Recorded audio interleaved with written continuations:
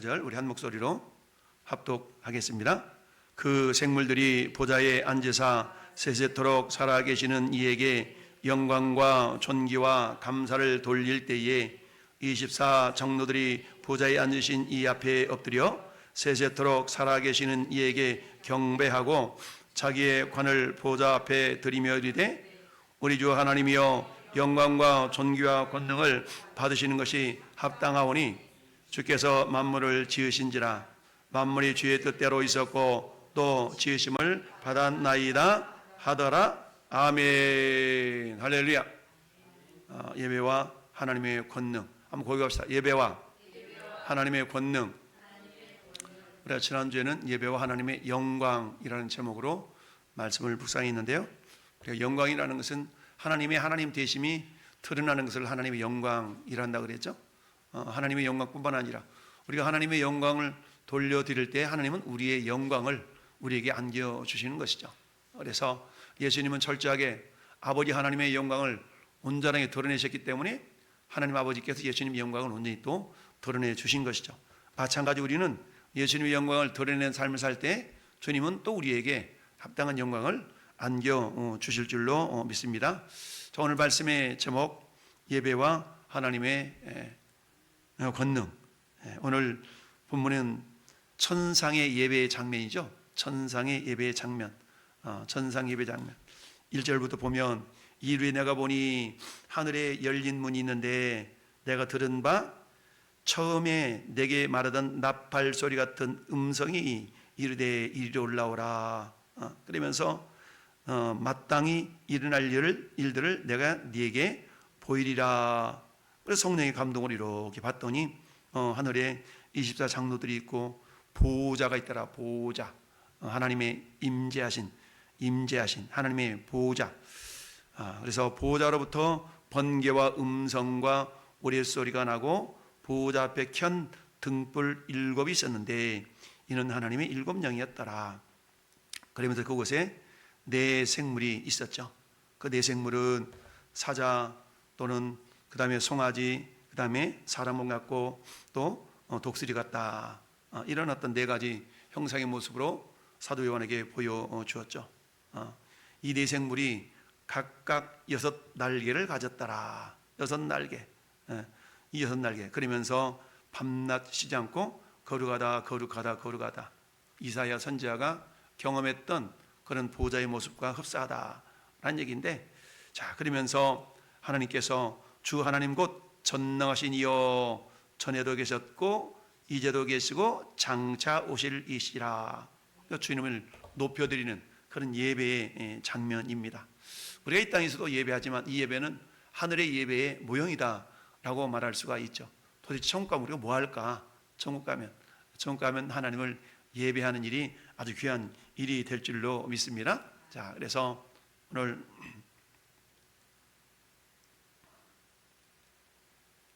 서론 같이 한번 읽어볼까요? 시작. 보좌는 통치와 권위를 상징합니다.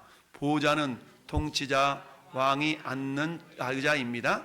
우리가 예배를 드리기 위해서 나올 때 우리는 우주를 다스리시는 하나님이 앉으신 보좌 앞에 나오는 것입니다.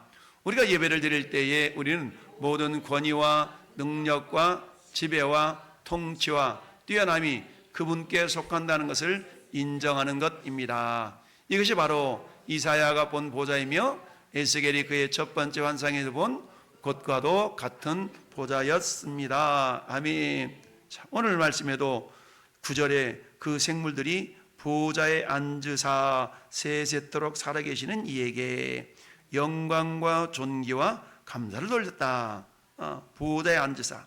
그러니까 우리가 하늘 보좌 우편에 앉으셨느니라 라고 히브리서 1장 3절에도 말씀하고 있죠. 그래서 만물을 그 능력의 말씀으로 만물을 붙드사 정결케 한 일을 마치시고 은혜의 보좌 앞에 앉으셨느니라 라고 말씀하고 있습니다.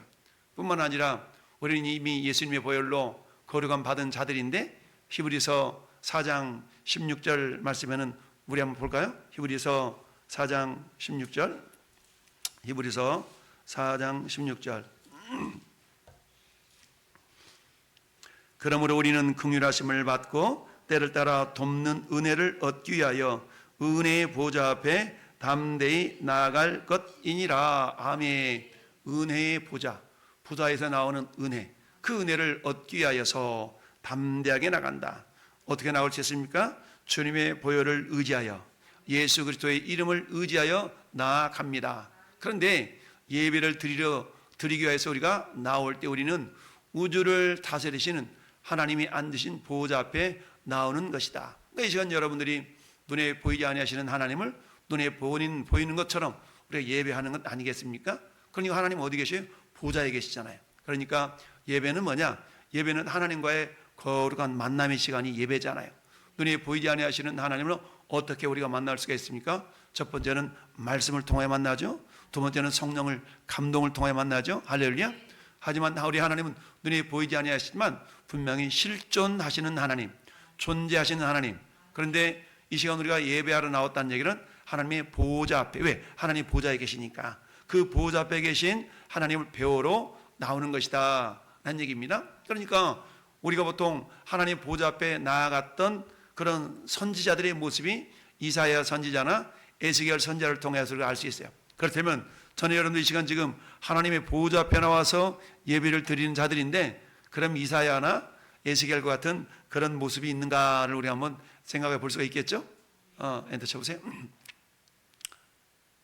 자, 이사야 6장 1절부터 3절 사이에는 하나님께서 우시야 왕이 죽던 해에 내가 본즉 주께서 높이 들린 보좌에 앉으셨는데 그의 옷자락은 성전에 가득하였고 서랍들이 모시고 섰는데 각기 6날개가 있어 그 둘로는 자기 얼굴을 가리었고 둘로는 자기의 발을 가리었고 그 둘로는 날며 이르되 거룩하다 거룩하다 거룩하다 만군의 여호와여 그의 영광이 온 땅에 충만하도다 하더라. 이 말씀 오늘 읽어봤던 우리 계시록 말씀의 내용과 동일한 거 아니겠어요? 계시록 말씀과 똑같죠? 그래서 거룩하다 거룩하다 거룩하다. 그러니까 8절 말씀, 계시록 8절에 네 생물은 각각 6날개를 가졌고 이사야가 경험했던 그 모습도 역시 마찬가지 6날개가 있었다. 그러니까 서랍들이 6날개, 천사들이 한마디 말하면 6날개가 있는 천사들이었어요. 그래서 2날개로는 얼굴 가리고 2날개는 자기 발을 가리고 2날개로는 어때요? 날면서 하나님을 향하여서 거룩하다 거룩하다 거룩하다 만군의 여호와여 그의 영광이 온 땅이 충만하도다 하더라. 이사야는 어땠습니까? 그 엄위하신 그 보좌에 있는 그 영광에, 그 권능에 그야말로 눌려가지고 어떻습니까? 세상 말로 완전 기가 죽었죠? 자기의 죄악이 다 보였던 거 아니겠습니까? 그러니까 어때요?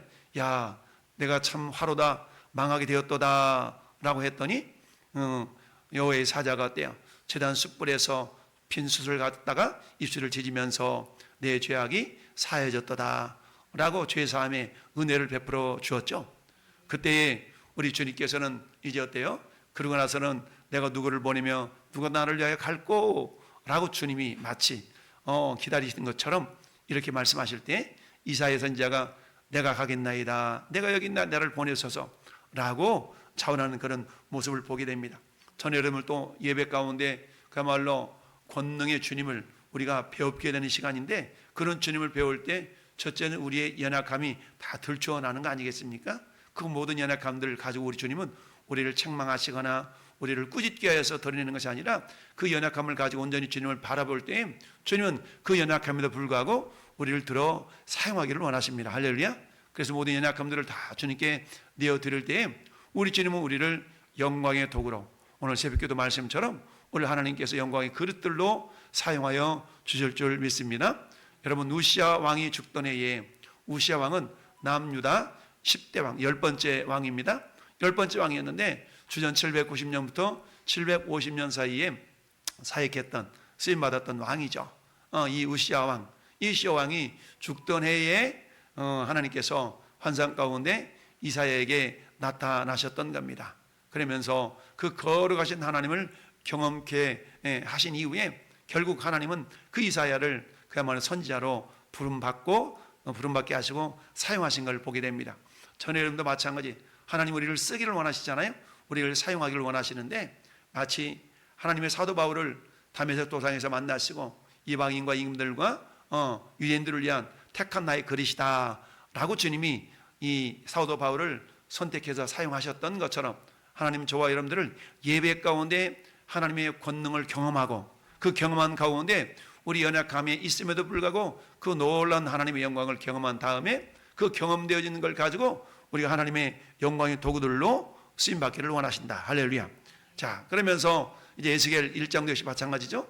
에스겔 1장에 보니까 자 26절부터 보면 시작.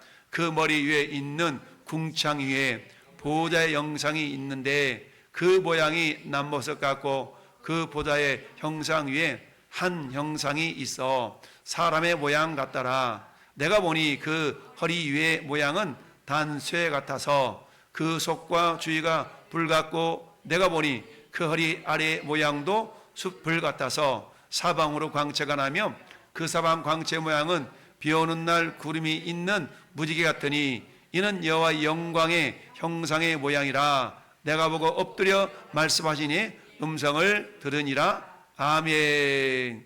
자, 에스겔 선지자가 부름받은 그런 장면이 결국 1장, 2장 같이 쭉 가면 2장, 3장까지 나오죠. 그래서 우리 주님 뭐라 말씀하십니까?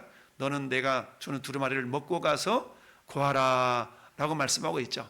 그러니까 에스겔 선지자는 포로기 선지자잖아요. 포로기. 그래서 에스겔 1장 한번 펴볼까요? 에스겔 1장. 에스겔 1장.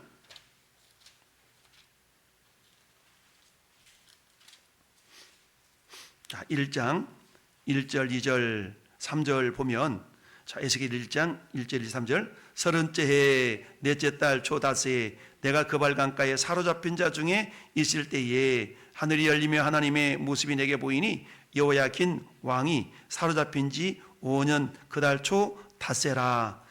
갈대아 땅 그발 강가에서 여호와의 말씀이 부시 아들 제사장 나 에스겔에게 특별히 임하고 여호와의 권능이 내 위에 있느니라. 아멘. 예배와 하나님의 권능. 근데 그 권능이 지금 어디 임했어요? 에스겔 선지자에게 임했죠. 근데 지금 에스겔 선지자가 지금 어디 있는 상태예요? 그발 강가에서 여호와의 말씀이 임했다. 그러니까 지금 에스겔은 어떤 상태냐면 포로로 끌려간 상태입니다. 30째 해 넷째 달, 즉 30살에 끌려갔다는 얘기입니다. 근데 그때가 어때냐? 여호야킨 왕이 사로잡힌 지 5년이다. 이 말은 여호야킨은 무슨 왕이에요? 19번째, 즉 남쪽 유다 왕, 마지막 왕이 시드기야 왕인데 시드기야 왕 앞에 여호야킨 왕이 있었죠. 그러니까 마지막 시드기야 왕 앞이니까 이스라엘 백성들이 바벨론에 세 차례 포로로 끌려가는데요. 여호야김 때, 여호야킨 때, 시드기야 왕 때 이처럼 세 차례 끌려가는데 이 에스겔 선지자는 두 번째 끌려갈 때 끌려갔던 선지자예요. 이때가 보니까 여호야킨 왕이 사로잡힌 지 5년 그 달 초닷새라. 그러니까 이때가 뭐냐면 주전 593년이거든요. 593년. 남쪽 유다가 주전 586년에 멸망을 당하니까, 그러니까 시드기야 왕 이전의 왕이었던 여호야킨 왕 때에 에스겔 선지자가 포로로 끌려갔어요. 그 포로로 끌려간 상태에서 하나님께서 환상 가운데 에스겔 선지자를 지금 만나 주셨는데 그 만담의 모습이 저렇게 표현되고 있습니다. 엄청난 그런 권능의 모습으로 나타나 있었죠. 그런데 그 권능의 하나님께서 지금 특별히 에스겔 선지자 위에 임했다라는 얘기입니다. 그러면서 이처럼 이사야 선지자가 경험했던 그 하나님의 영광과 권능, 에스겔 선지자가 경험했던 영광과 권능, 이 권능은 오늘 우리가 읽어본 계시록 4장에 있었던 천상의 예배의 모습과 크게 다르지 않다라는 얘기입니다. 동일하신 하나님을 예배하는 모습이라는 얘기예요. 자, 그래서 그렇다면 진정한 예배가 일어날 때 어떤 모습들이 나타날 수 있는 것인가 한번 우리가 한번 볼까요? 시작. 우리가 예배하는 하나님은 모든 것, 즉 당신과 나를 포함한 모든 것에 대한 절대적인 권위와 완전한 통치권을 가지시긴 분이십니다. 그의 지배를 벗어난다는 것은 아무것도 없습니다. 예수님은 심지어 참새 한 마리조차도 아버지의 뜻이 아니고서는 땅에 떨어지지 않는다라고 말씀하셨습니다. 이 말씀을 진정으로 이해한다면 매일의 삶에 대한 우리의 태도가 얼마나 달라지겠습니까? 아멘. 그렇죠. 예수님은 비유로 말씀하시면서 참새 한 마리도 하나님께서 허락하지 않으면 땅에 떨어지지 않는다. 심지어는 어때요? 그 하나님은 우리의 머리털까지도 세심바 되셨다고 그랬죠? 아침 머리가 머리를 감는데 머리카락이 많이 빠졌어. 그럼 하나님 뭐라고 그런다고요? 야, 너 머리카락이 36개 빠졌는데 내가 다시 50개 태어나게 하고 있어. 이렇게 하나님은 우리의 머리털까지도 헤아린 바 되신 하나님이시다라는 얘기입니다. 할렐루야. 이처럼 하나님 우리의 모든 것, 하나님의 어떤 권능의 손길에 이 통치권 아래에서 벗어나는 것은 아무것도 없다라는 얘기입니다. 하나님은 어때요? 히브리서 1장 3절 말씀에 능력의 말씀으로 만물을 붙드시고, 능력의 말씀으로, 지금도 하나님은 능력의 말씀으로 만물을 붙들고 계십니다. 전에 여러분들 심장이 뛰고 있나요? 심장 안 뛴 사람이 있어요 지금? 다 뛰고 있죠. 심장을 뛰도록 누가 붙들고 있어요? 하나님이 능력의 말씀으로 우리를 붙들고 있어요. 우리가 피가 막 돌고 있잖아요. 피가 돌고 있어요. 누가 어떻게 돌게 하고 계신다고요? 우리 하나님이 당신의 능력의 말씀으로 피가 돌도록 하신다고요. 해와 달과 별이 서로 부딪히지 않고 떨어지지 않고 일정한 간격을 유지하면서 지구는 태양을 돌고 태양은 또 1년 한 바퀴를 탁 돌고, 이런 어떤 그런 모습, 이런 모습들은 어떻게 돌아요? 능력의 말씀 하나님이 만물을 붙들고 계신다라는 얘기죠. 그러니까 그 어떤 것도 하나님의 어떤 절대적인 권위와 통치권 아래서 벗어날 수 있는 것은 아무것도 없다는 얘기입니다. 이 시간 우리가 예배하고 있는 이 시간, 우리의 숨소리조차도, 우리의 호흡조차도, 우리의 생각조차도 당신의 권능 아래 다 우리가 통치권 아래 있다는 사실, 이것을 우리가 생각한다 그러면 어때요? 우리는 그 어떤 상황 속에서 하나님의 손아귀에서, 하나님의 통치권 아래서 벗어날 수가 없기 때문에 우리는 겸손할 수밖에 없는 거죠. 삼삼이 하나님만 바라라 라고 우리가 고백할 수밖에 없습니다. 자, 그래서 마태복음 10장 29절 말씀 같이 읽어볼까? 시작. 참새 두 마리가 한 낫사대원에 팔리지 않느냐? 그러나 너희 아버지께서 허락하지 아니하시면 그 하나도 땅에 떨어지지 아니하리라. 아멘. 한번에 하나님의 섭리, 하나님의 통치권, 하나님의 섭리라는 표현을 우리 많이 이해하고 있지 않습니까? 하나님의 섭리가 있기 때문에 그를 하시다는 얘기죠. 하나님께서 허락하심, 하나님의 허락하심 속에서 그런 일들이 나타날 수가 있다. 그러니까 모든 우주 만물을 당신의 능력의 말씀으로 지금도 붙들고 계시고, 그 능력의 말씀은 무에서 유를 창조하셨던 로고스의 말씀, 그 말씀, 그 말씀이 곧 하나님이시기 때문에 하나님께서 붙들고 계신다라는 사실입니다. 따라서 그 권능이 하나님의 통치권 아래 우리가 이 시간 다 붙들릴 바 된 존재들인데, 근데 이 시간 우리가 예배하러 나왔다는 얘기는 그분의 권능의 보좌 앞에 나온 거잖아요. 그런 그 보좌 앞에서는 어때요? 하나님의 도우심을 입기도 하고 생명을 공급받기도 하고, 아까 읽어봤던 히브리서 4장 16절 말씀처럼 은혜의 보좌 앞에 때를 따라 돕는 은혜를 얻기 위하여서, 여러분 하나님의 도우심이 필요하지 않는 순간이 있을까요? 그렇지 않죠. 우리 누구나 하나님의 도우심이 필요 없는 순간은 없어. 매 순간마다 하나님의 도우심이 필요해요. 왜 그래요? 여러분 우리가 숨을 5분만 쉬지 않아 보세요. 우리는 다 죽지 않습니까? 30초만 심장이 멎어 보세요. 다 죽어요. 그 심장을 붙들어 주시고 우리 호흡을 주관하시고, 이 모든 것들이 하나님의 은혜 아니겠어요? 그러니까 그 하나님의 은혜를 던지기 위해서는 날마다 매 순간마다 은혜의 보좌 앞에 나아가는 것이죠.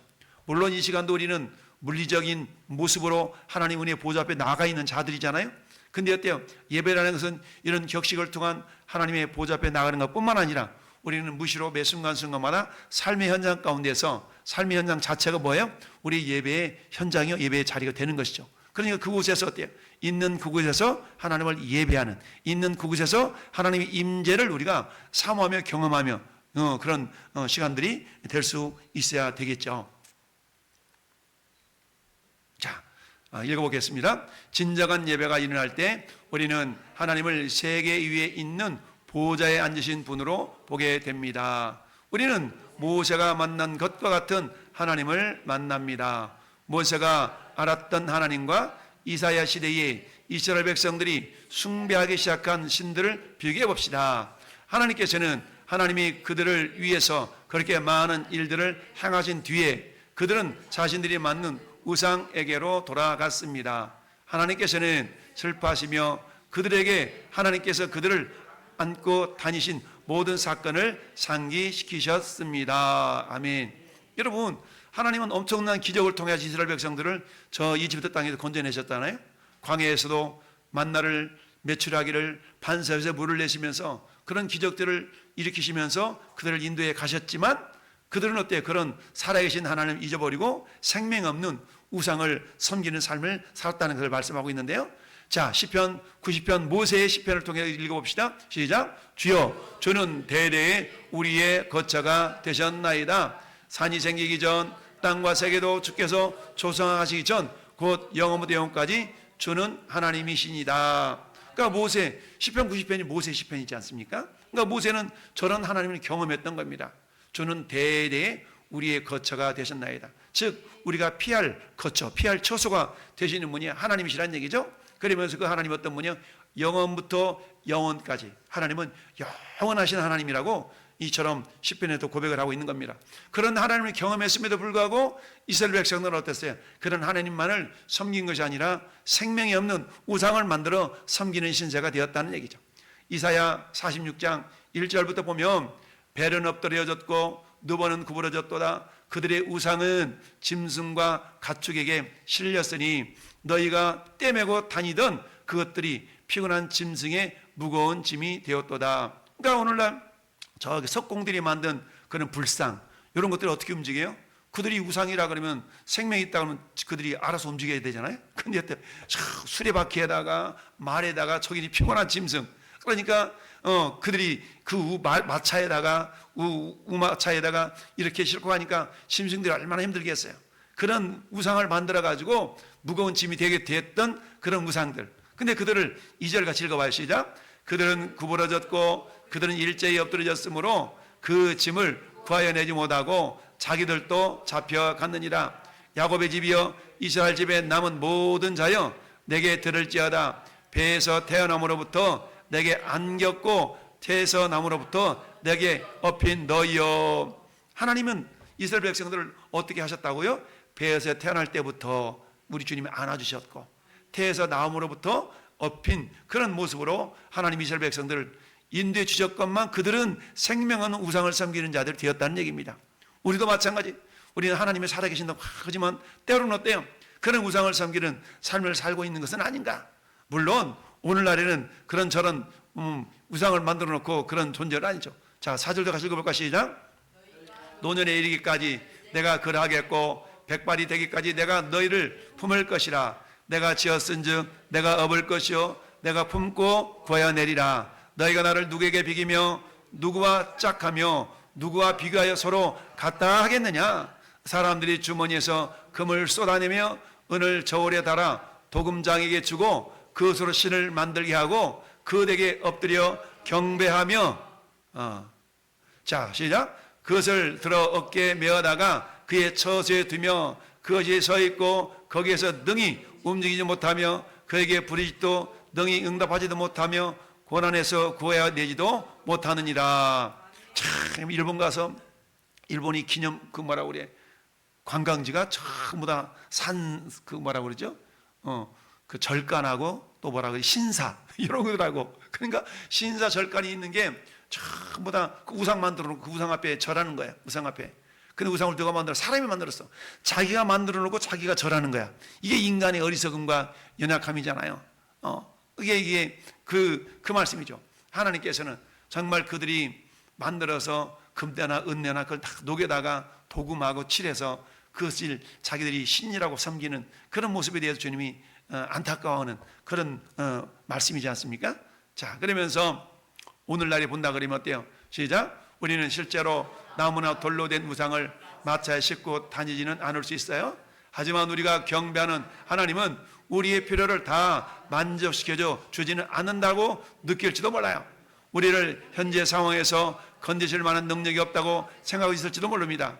이러한 잘못된 생각이 얼마나 하나님을 근심하게 할까요? 아우, 내 상황 하나님 살아계신다면 내 상황을 좀, 내 문제를 좀 해결해 주시. 아직도 해결해 주지 않은 거 보니까 하나님 능력이 없는 거 아니야? 라고 때는 우리가 생각할 수가 있다는 얘기입니다. 그러면서 어때? 나름대로 우리는 어때? 우상을 만들어서, 물론 이스라엘 백성들이 마차 싣고 다녔던 금부치, 은부치로 만든 그런 우상은 아니라 할지라도 어때요?